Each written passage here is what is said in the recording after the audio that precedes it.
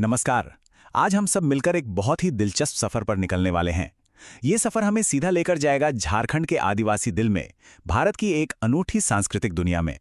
तो चलिए तैयार हो जाइए इस जीवंत दुनिया की परतें खोलने के लिए। अच्छा, तो हमारा ये सफ़र कैसा होगा? देखिए, हम 4 हिस्सों में इसे समझेंगे। सबसे पहले झारखंड की जनजातीय दुनिया से जान पहचान करेंगे। फिर हम यहाँ के 4 सबसे बड़े ट्राइब्स, मतलब जो 4 स्तंभ हैं, उन्हें थोड़ा करीब से जानेंगे। उसके बाद कुछ और दिलचस्प परंपराओं पर नज़र डालेंगे और आखिर में उनकी जो सदियों पुरानी गवर्नेंस सिस्टम्स हैं, उन्हें समझने की कोशिश करेंगे। तो चलिए शुरू करते हैं पहले पड़ाव से, झारखंड का एक जनजातीय परिचय। आखिर इस पूरी दुनिया की नींव क्या है, इसका स्केल और स्ट्रक्चर कैसा है, आइए समझते हैं। सबसे पहले जरा इस नंबर पर गौर कीजिए, 32। अब ये सिर्फ कोई आंकड़ा नहीं है, बल्कि ये झारखंड की सांस्कृतिक रिचनेस का सबूत है। हमारे संविधान के आर्टिकल 342 के तहत राज्य में 32 जनजातियों को ऑफिशियली रिकॉग्नाइज किया गया है। सोचिए, 32 अलग अलग जनजातियां। यहीं से हमें अंदाजा लगता है कि ये इलाका कितना डाइवर्स होगा। और अब ये आंकड़ा देखिए, ये बात और भी दिलचस्प बना देता है। 2011 के सेंसस के हिसाब से झारखंड की कुल आबादी का 26.2% हिस्सा जनजातीय है। मतलब स्टेट में लगभग हर चौथा इंसान एक आदिवासी समुदाय से आता है। इसी से पता चलता है कि ये विरासत कितनी जरूरी है। अच्छा, तो इन समाजों का ताना बाना कैसा है? यहां 2 बातें बहुत अहम हैं। एक, समाज ज्यादातर पितृसत्तात्मक हैं, और दूसरी, जो शायद सबसे जरूरी नियम है, वो है किली यानी गोत्र का। एक ही किली या गोत्र में शादी करना बिल्कुल मना है। ये सिर्फ एक रिवाज नहीं, बल्कि अलग अलग क्लैंस के बीच संबंध बनाने और समाज को जोड़े रखने का एक तरीका है। चलिए अब आगे बढ़ते हैं और झारखंड की पहचान बनाने वाले उन 4 स्तंभों से मिलते हैं, यानी यहाँ की 4 सबसे बड़ी और सबसे प्रभावशाली जनजातियां। ये चार्ट एक बिल्कुल साफ तस्वीर दिखाता है। आबादी के हिसाब से संथाल सबसे बड़े हैं, उनके बाद आते हैं उरांव, फिर मुंडा और फिर हो जनजाति। तो चलिए एक एक करके इन चारों समुदायों के बारे में थोड़ा और जानते हैं। तो सबसे पहले बात संथाल की। ये सिर्फ झारखंड की ही नहीं, बल्कि पूरे भारत की तीसरी सबसे बड़ी जनजाति है। इनके जो मुख्य देवता हैं वो हैं सिंगबोंगा, यानी सूर्यदेव, जिन्हें ये दुनिया बनाने वाला मानते हैं। और हाँ, इनकी अपनी लिपि भी है, ओल चिकी। ये बहुत बड़ी बात है। संथाल समाज में एक बहुत ही अनोखी व्यवस्था है, जिसे बिटलाहा कहते हैं। ये एक बहुत ही कठोर सजा है, जो यौन अपराध जैसे गंभीर मामलों में दी जाती है। इसमें दोषी को पूरे समाज से बाहर कर दिया जाता है, मतलब एक तरह का सोशल बॉयकॉट। ये सामाजिक अनुशासन बनाए रखने का एक बहुत पावरफुल तरीका है। अब आते हैं उरांव जनजाति पर।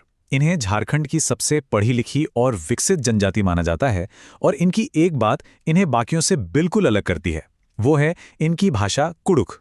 ये द्रविड़ भाषा परिवार से है, जबकि इस इलाके की ज्यादातर जनजातियां ऑस्ट्रो एशियाई भाषाएं बोलती हैं। ये एक बड़ा लिंग्विस्टिक डिफरेंस है। ओरांव समुदाय में एक कमाल का इंस्टीट्यूशन है, धुमकोरिया। ये एक तरह का यूथ डॉर्मेट्री है।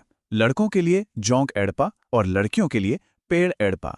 ये सिर्फ सोने की जगह नहीं है, ये एक कल्चरल ट्रेनिंग सेंटर है, जहां युवा अपनी परंपराएं, संगीत, डांस सब कुछ सीखते हैं। ये ज्ञान को अगली पीढ़ी तक पहुंचाने का एक जिंदा तरीका है। और हमारे तीसरे स्तंभ हैं मुंडा जनजाति। इनका इस जमीन से एक खास और गहरा नाता है। इनकी सबसे बड़ी पहचान ये है कि ये मुख्य रूप से सिर्फ और सिर्फ झारखंड में ही पाए जाते हैं। और जानते हैं, ये खुद को होड़ोको कहते हैं, जिसका मतलब होता है इंसान। ये शब्द ही उनकी सेल्फ आइडेंटिटी को दिखाता है। मुंडा समुदाय में अपने पूर्वजों का सम्मान किस तरह किया जाता है, इसका सबसे अच्छा उदाहरण है शासन परंपरा। शासन उनका पवित्र कब्रिस्तान होता है। जब किसी की मृत्यु होती है तो उनकी अस्थियों को यहां दफनाया जाता है, और उसके ऊपर एक बहुत बड़ा पत्थर रखा जाता है, जिसे शासन दीरी कहते हैं। ये पत्थर सिर्फ एक याद नहीं, बल्कि उस खानदान के इतिहास और जमीन पर उनके हक का प्रतीक होता है। और हमारा चौथा स्तंभ है हो जनजाति, जो ज्यादातर कोल्हान इलाके में रहती है। संथालों की तरह इनकी भी अपनी एक लिपि है, वारंग शिति, जिसे लोको बोदरा ने बनाया था। और इनकी अपनी एक बहुत ही ऑर्गेनाइज्ड शासन व्यवस्था है, मुंडा मानकी एडमिनिस्ट्रेशन, जिसके बारे में हम आखिर में बात करेंगे। तो इन 4 बड़े स्तंभों को जानने के बाद अब वक्त है अपने सफर के तीसरे पड़ाव पर चलने का, चलिए अब झारखंड की सांस्कृतिक मोज़ाइक में कुछ और रंग देखते हैं, जहां हर जनजाति का अपना एक खास हुनर है। यहां तो हर समुदाय की अपनी एक अलग ही कहानी है। जैसे असुर जनजाति को लीजिए, जो राज्य की सबसे पुरानी जनजातियों में से एक है, और ये लोहा गलाने की अपनी पारंपरिक कला में माहिर हैं। फिर है बिरहोर, जिनके नाम का मतलब ही है जंगल का आदमी। ये आज भी नोमैडिक लाइफ जीते हैं। चिकबढ़ाई को हाथ के बुनकर कहा जाता है। खरवार अपनी सच्चाई और बहादुरी के लिए मशहूर हैं। और महली जनजाति के हाथ में जब बांस आता है तो वो कमाल की चीजें बना देते हैं। और अब हम पहुंच गए हैं अपने सफर के आखिरी और शायद सबसे अहम पड़ाव पर।